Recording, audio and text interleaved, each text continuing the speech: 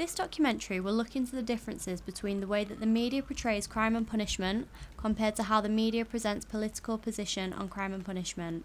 We will consider the political input and also the input by the media, which may have potentially influenced the way people view this problem. The differences between the way that the media portrays crime and punishment compared to how the media presents political position on crime and punishment will also be investigated in order to conclude whether knife crime is as prominent of an issue as the media portray it to be.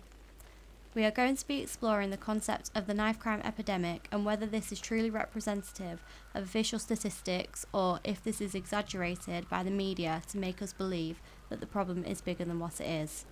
Should we be worried? Why is this happening? Do we need to take action in order to stop this? All these points are going to be addressed in this documentary.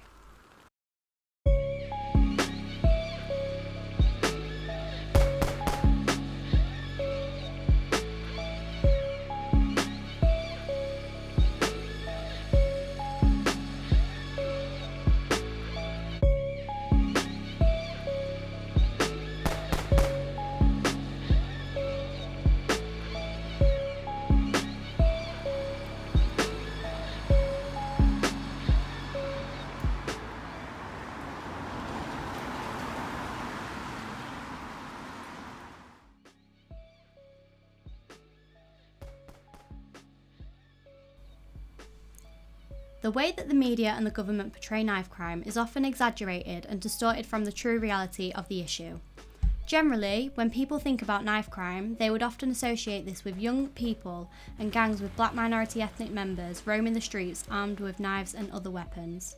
This creates nothing but fear amongst society and the idea that we need to do something about this, or something needs to be done about this.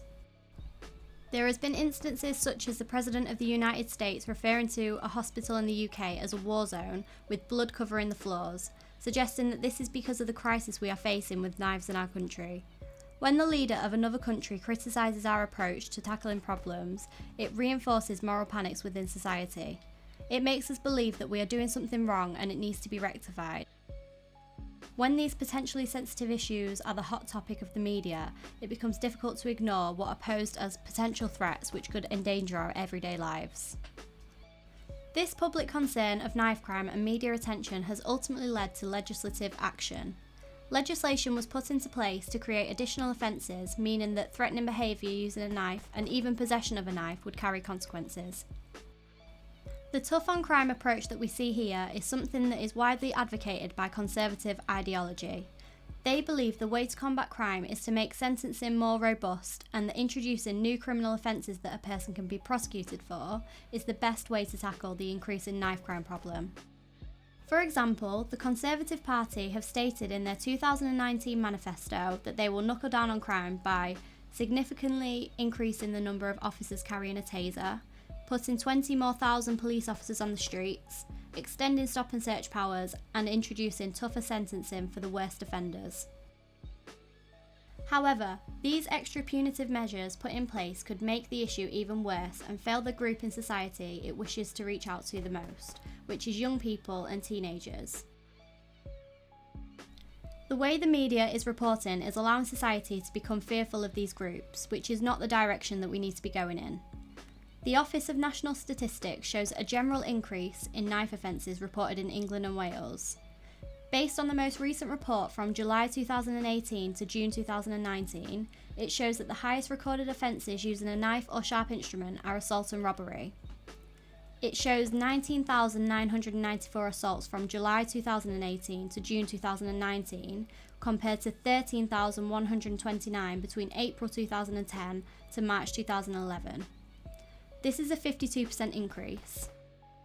The selected offences with the lowest number of recorded offences are sexual assault and homicide, with 235 homicide cases using a knife or sharp instrument and 181 sexual assault cases. The number of homicide cases using a knife saw a decrease from the report the year before in the time period July 2017 to June 2018, where there were 269 homicides using a knife or sharp instrument reported.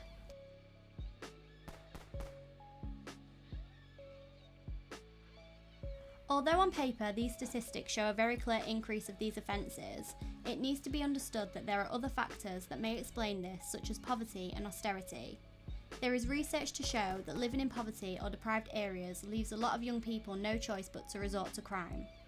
Data has demonstrated that a young person is more likely to be stuck in a cycle of crime and violence if they are poor and come from a disadvantaged background. People who are unfortunate enough to be faced with these circumstances have few options of legitimate paths they can go down in order to stay out of the cycle of crime and violence, and also to be successful in their lives.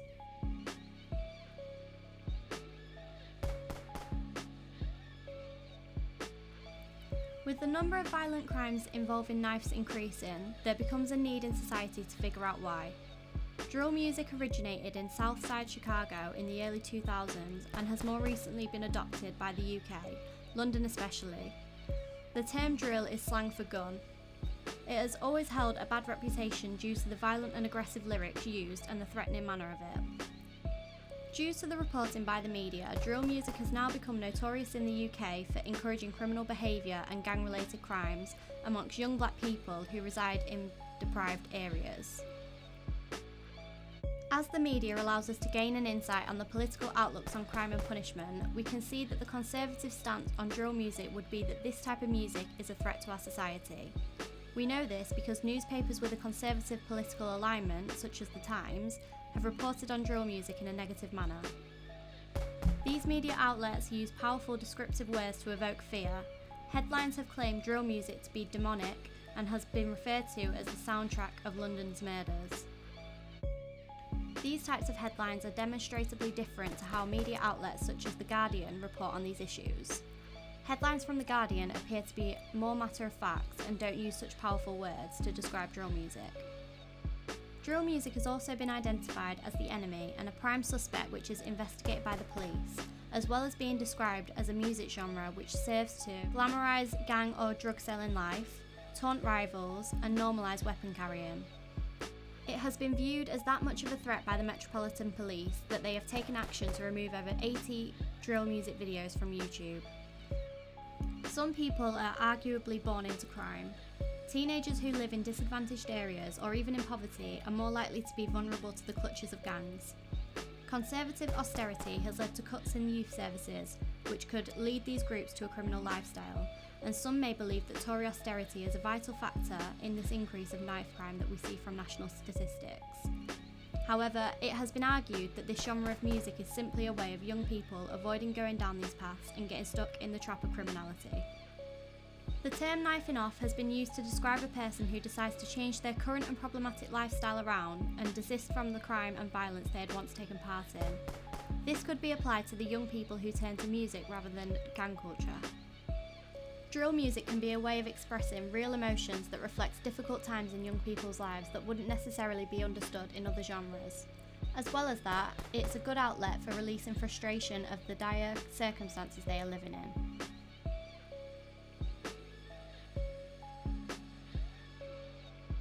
We have spoken to a young producer living in London who understands the struggle of young drill artists. He believes that people like him are being oppressed by the Conservatives' unhealthy obsession of being tough on crime and pursuing harmful policies despite the consequences. This approach could be seen as a way of creating headlines which show the public that they are dealing with the problem swiftly. We asked him how he thinks his life would have turned out if he didn't turn to music when he was younger.